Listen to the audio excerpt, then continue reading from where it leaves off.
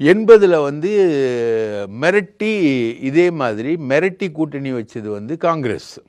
அப்போ 117 காங்கிரஸ், 117 திமுக நிற்குது. அப்போது மறுபடியும் வெற்றி பெற்று வந்தால் கூட்டணி ஆட்சின்ற கான்செப்டில் தேர்தலை சந்திக்கிறாங்க. 1980 காங்கிரஸும் திமுகவும். இப்போவும் அதிமுகவும் பாஜகவும் கூட்டணி ஆட்சின்ற கான்செப்டில் வராங்க.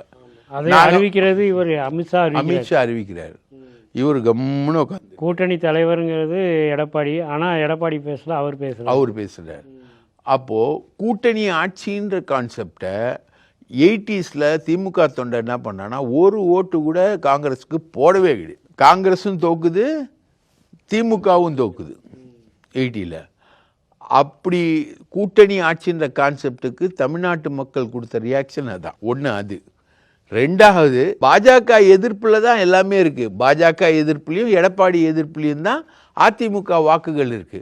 எங்களோட வாக்குகள் 10% போயிடுச்சுன்னு எடப்பாடியே ஒரு ப்ரெஸ் மீட்டில் அறிவிக்கிற அளவுக்கு தான் நிலவரம் என்பது இருந்திருக்கு.